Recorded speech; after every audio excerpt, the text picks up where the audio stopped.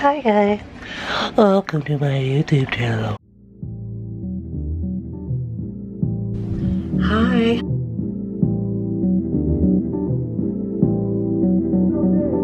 I had to put on my reaching hat. Hear me out. Hello. So I got the idea to do this video when I recently watched the CYNTOIA BROWN documentary on Netflix, and I just kept thinking, like, does she have a mental problem or is she a genius? To answer this question, we have to go to the beginning. So the story starts with two people. Ellenette Brown is CYNTOIA's adoptive mother, and Georgette Mitchell is CYNTOIA's birth mother. Georgina wanted Ellenette to take care of baby CYNTOIA. She was going to be just gone for a little bit and she would be back. Ellenette said, okay, fine, I'll hold on to her for a little bit. But Georgina never came back. Weeks turned into months and Ellenette began to get close to the little girl. So fast forward, she got some guardianship papers and it became official. Everything was fine, everything was cool until Georgina shows up again. So it had been a year since Georgina just totally went ghost, and she showed up and had the nerve to be like, get CYNTOIA dressed, I'm picking her up. Ellenette had to go to work. So she was married to her husband, Thomas. So she told Thomas, keep CYNTOIA with you, I gotta go to work. If Georgina comes, do not give her CYNTOIA. That same afternoon, while Ellenette was at work, Thomas calls her, panicking because of course he didn't listen to her. Georgina did in fact show up, and when he said no, she can't go with you, she made up this whole story about how she was just going to take her shopping, it was her daughter, and she would be right back, and that Thomas agreed. It had been hours and hours and Georgina had not come back with CYNTOIA. At this point, CYNTOIA is 18 months old. I hate when people say that. She's 1.5 years old. Months had passed, and finally one of Ellenette's neighbors, who was actually Georgina's sister, came forward. She said, I know where CYNTOIA is, and you know, we had been covering for my sister, but we were seeing that she's actually not taking care of her, she's not doing the right thing, and we think you should have her back. So Georgina's sister told her that Georgina was in Georgia. Okay. I had to say it like 10 times. I had such a hard time. Georgina was in Georgia. Red leather, yellow leather. Anyway, they end up finding out that CYNTOIA was with an elderly couple and that Georgina had basically left CYNTOIA with that couple and just bounced. Ellenette had to drive 7 hours from Tennessee to Georgia to go and pick up CYNTOIA. But when she arrived, CYNTOIA wasn't there. Finally, they end up finding that she was with another couple. So weird how they just keep throwing this poor little girl. And so Ellenette was at that time thinking, it's been 6 months. This girl has been gone with her mother. Who knows what she has seen, what she's experienced, who she's been left with, what happened to her. We could only imagine. So she shows up to the couple's house. CYNTOIA recognized her voice, ran up to her and jumped in her arms and was basically like crying, telling her, why did you leave me? Where did you go? Why did you leave me? Ever since that moment, everybody says that CYNTOIA was never the same. Who knows what happened to her during those 6 months. So now CYNTOIA is back with Ellenette. They're back in Tennessee. But as I said, everybody's like, what's wrong with CYNTOIA? She is unbelievably clingy. She's afraid to let go of Ellenette, as if she turns around and Ellenette isn't there, she's going to be gone forever and who knows where she's going to end up. So clearly she's already traumatized. So CYNTOIA actually wrote a audiobook, which I listened to at like 1.5 speed, trying to cram it in before I filmed this video. Very depressing. Now CYNTOIA is biracial. Her adoptive mother, Ellenette, and adoptive father are black, and the school she went to, the community she was in, was all black. So she was made fun of for being lighter, for being white, for having parents that looked different than her. She basically was constantly getting into fights with the students, getting into fights with the teachers. She was acting out from a very young age. Her adoptive father, Thomas, okay, he was a Vietnam vet. He actually got a Purple Heart, but he had a major alcohol problem, which also would turn into a rage problem. He was what you call an angry drunk. His nickname was actually EJ because he drank the EJ brandy like nonstop. Now, not only did he have a temper when he drank, but he would take his anger out specifically on CYNTOIA all the time. He would tell her how she wasn't worth anything, how her mother was a prostitute, a whore, a drunk, blah, blah, blah, blah, and that she was going to turn up just like her mother. One fateful night, this is insane, right? So picture this. So Thomas is getting drunk, he's hurling insults, he's going on his regular rampage, and Elinette decides, I'm done. We're not doing this anymore. So she tries to take his alcohol and pour it down the drain, which was not a good idea because it basically sent EJ or Thomas into a rage. He basically attacked Elinette, he choked her, he started yelling at her, and it was like this whole horrific thing. Now, what ended up happening was that his son, John, found out about it, which sent him into a rage. John comes to the house and basically attacks Thomas for attacking his mother, okay? CYNTOIA was there. CYNTOIA was standing there petrified, screaming and crying, watching this. She had a knife in one hand and a phone in the other. She apparently was trying to figure out what she should do. She decided to call 911. She called 911, reported it, and Elinette says that after this happened, Thomas never forgave CYNTOIA for calling the cops on him. Keep in mind that while this whole thing happened, CYNTOIA was 9 years old. She started drinking. She would take gulps of wine, gulps of beer, and soon she was basically drinking every chance she could get. Now, the thing about CYNTOIA is that she's very smart, right? She was at the gifted program in school. Teachers always noticed she was smart, but at the same time, she would act out. CYNTOIA was so smart that in 7th grade, when she was in the gifted program, she was able to take the ACT college entrance exam, and she took it at 7th grade alongside high school seniors doing just as well as they did.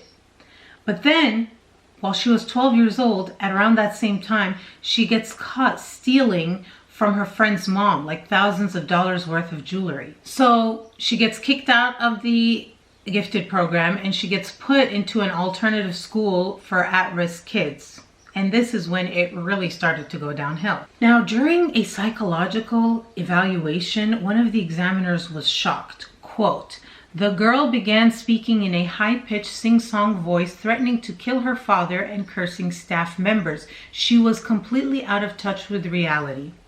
Thorazine was administered immediately." She told staff members at that facility that she had actually been sexually abused by Thomas. But then she recanted it. She took it back. So I don't know, take that how you will. She then found herself in another facility. If you thought that it couldn't spiral even more, it does, right? At Woodland Hills, she completely spirals. She was involved in 20 assaults on other students. In the book, she'll explain some of them. She just would feel like somebody betrayed her, like somebody planted something in her room to get her in trouble with the authorities, and then that girl would be like smiling while she was getting in trouble for something, and it would send her into a rage and she would attack the girl. At the age of 14, she was put on a heavy-duty cocktail of psychotropic drugs. She also was said to always expect others to fail and betray her, but then she would act in ways to make it so that others would fail and betray her. It was like this really sad, self-fulfilling prophecy. But then, yet even still, she had this overwhelming desire for approval and to have other people be impressed with her and think highly of her. And this, they said, was very consistent with borderline personality disorder. She was released from Woodland Hills when she was 15 years old. When she got back home to stay with her mother, she actually started hanging out with this girl who lived in the neighborhood. They would skip school and actually go hang out in this abandoned home nearby. So one day, Elinette found out and they got into a big fight. Very soon after that is when CYNTOIA ran away.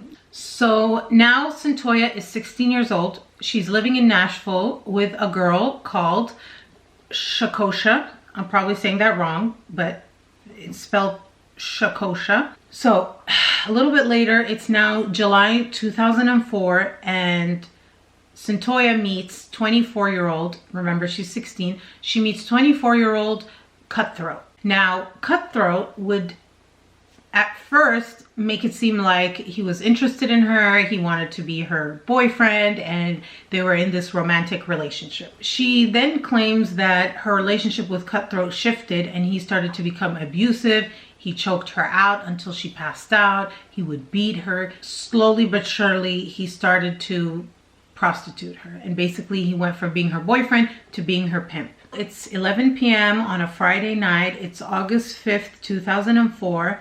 CYNTOIA and Cutthroat have been on a cocaine bender for 2 weeks. They get into a fight, and Cutthroat tells CYNTOIA, "Go make me some money." CYNTOIA leaves the motel on foot and she walks towards the Sonic Drive-In. When she gets there, a 43-year-old man by the name of John Allen pulls up in his white pickup truck, and he asks her if she needs a ride. She gets in the car. Instead of taking her to a motel like usual, he tells her that he wants to take her to his home. According to CYNTOIA, they get to his home, they have a meal, they're talking, and he's telling her about himself. He says that he's a sharpshooter. He showed her a chrome pistol, a double-barrel shotgun, and a 22 caliber rifle. So she says that she was trying to pretend to like go to sleep and lay down and close her eyes. John Allen kept getting up and going to the bathroom and then going to the bedroom and then coming back. He basically did that a few times. CYNTOIA says that this was causing her alarm. She started to get paranoid. Obviously the cocaine didn't help. He took off his boxers and he laid down in the bed completely naked, and he reached and grabbed her in between her legs. She says very hard. CYNTOIA then says that when she rejected his advances, he turned around and like was going to reach for something, which caused her panic. That's when she reaches into her purse where she had a pistol that Cutthroat had given her, and she grabs it and all of a sudden turns around and shoots him in the back of the head. So the evidence is not at all consistent with CYNTOIA's version of events, specifically the position that John Allen's body was found in. He was found laying facing away from where she would have been in the bed, and his hands were interlocked like this. This position of his hands is indicative of the fact that he was sleeping when this happened. He didn't have any defensive wounds, and there was no gun next to him.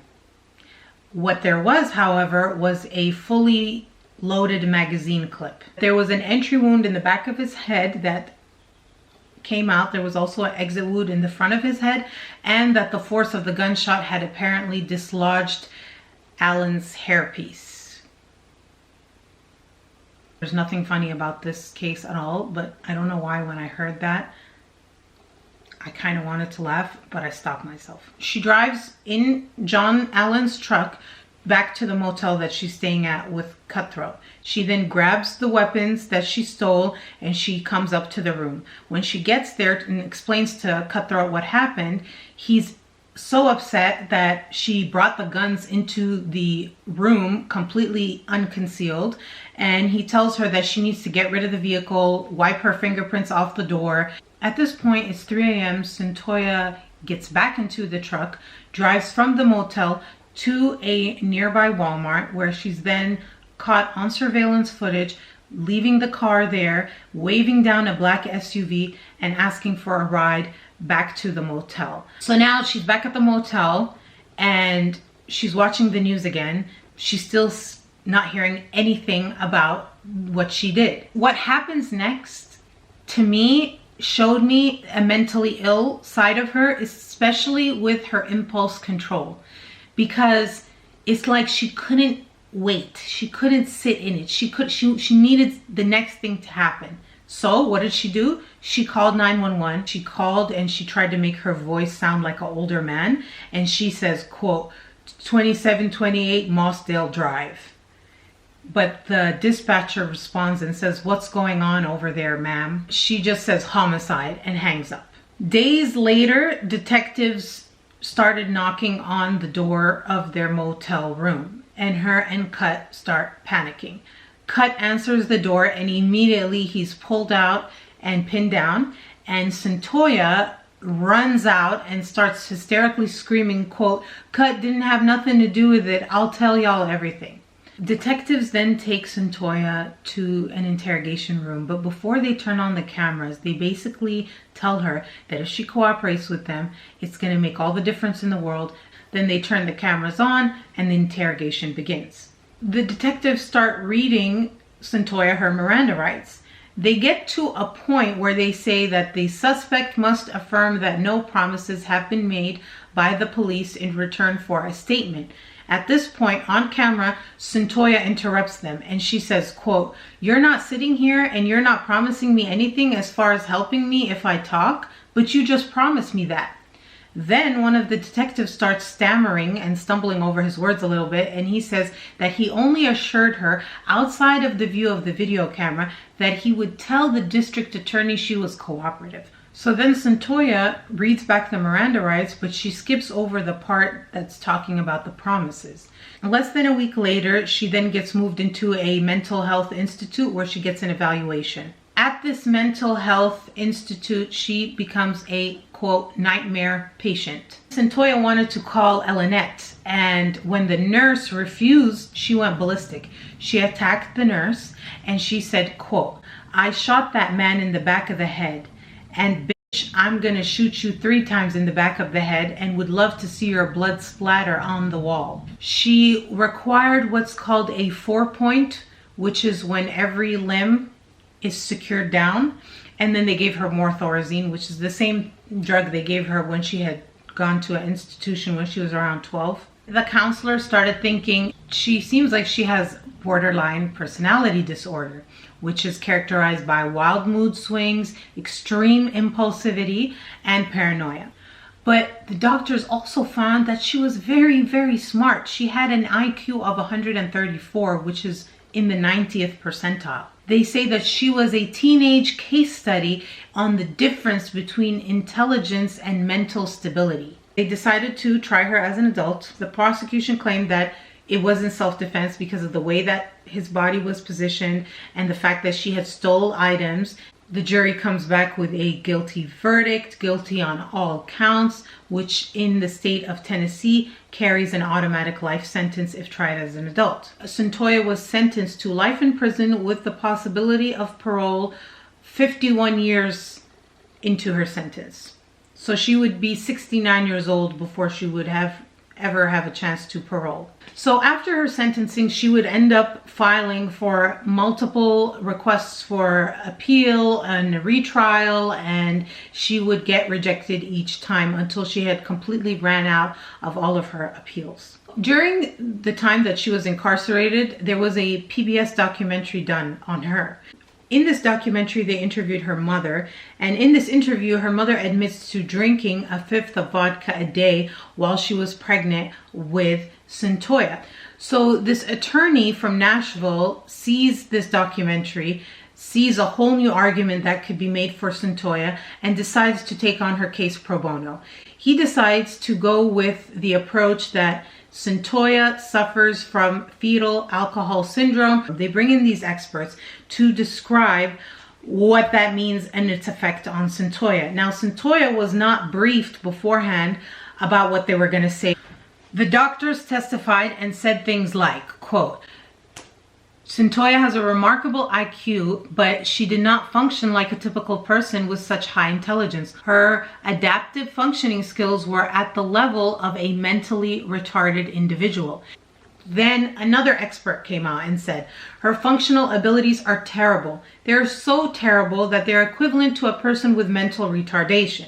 You could see her visibly crying when they would say mental retardation. And then the doctor continued, "She has an IQ that is in the 130s. She is extremely bright from that perspective, but her ability to apply that appropriately, independently, on a day-to-day basis in the real world is profoundly impaired."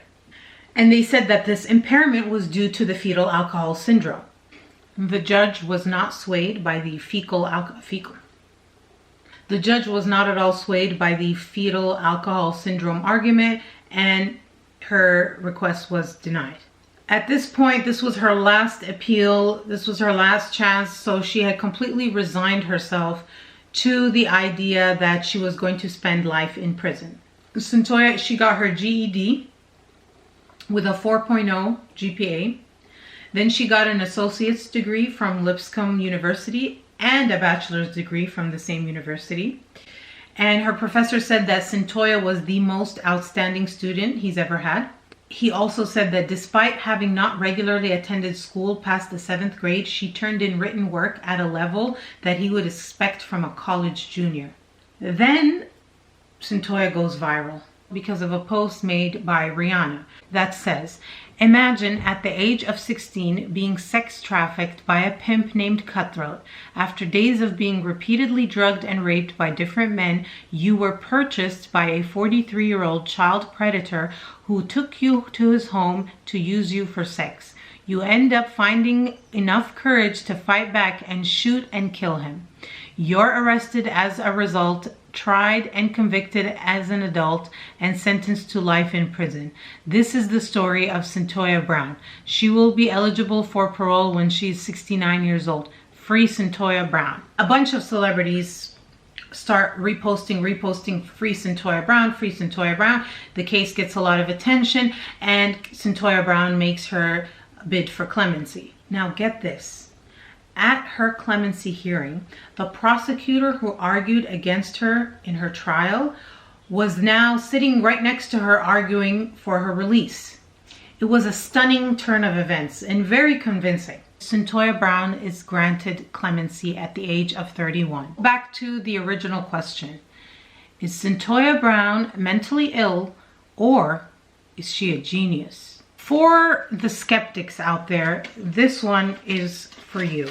Hear me out. Skeptics say that CYNTOIA is a very, very smart individual. So smart that when she got arrested, she requested law books and a law dictionary. And she was studying the law books and the dictionary. And she had learned about abuse and victims of abuse and how they act, and that she was mimicking those behaviors, that she was acting in a textbook way to get a diagnosis from the people evaluating her so that she could use it as her defense. Me personally, I'm not so sure about that. Intellectual intelligence and emotional intelligence are two very different things. She would have these outbursts of anger in situations where she knows it's making her look bad, but she literally can't control herself. And she would be talking calmly, and then all of a sudden she'd remember something, she'd get really angry, and it seemed uncontrollable. It didn't seem calculated. When I think at the storm of events and how she was paranoid from the cocaine, and she was in this guy's house, and she felt like everything was weird, and why is he walking to the bathroom? Why is he showing me the guns? Why am I at his house? I rejected him. He's bound to be pissed. But then the evidence of him being asleep lets me know that I just don't think that what she said was true. I just think, I don't know what was going on in her mind, but I think that at some point he was there and he was asleep, and she decided, I'm gonna shoot him, and she did it. Then I think she panicked. She panicked and she started doing all the things that she did afterwards. Is CYNTOIA Brown mentally ill or a genius? I believe both. I believe that she's a very, very smart person who, through the fetal alcohol syndrome combined with her traumatic early childhood, has no impulse control and has a rage problem. And those things mixed together with drugs and crazy situations could result in crazy things, such as shooting somebody while they're sleeping. When you see her now, she seems like she really understands that she's been given a second chance, and that she's gonna do everything in her power to prove that the people who gave her her freedom back did not make a mistake. Only time will tell. Thank you so much for watching, and I'll see you in the next one. Bye.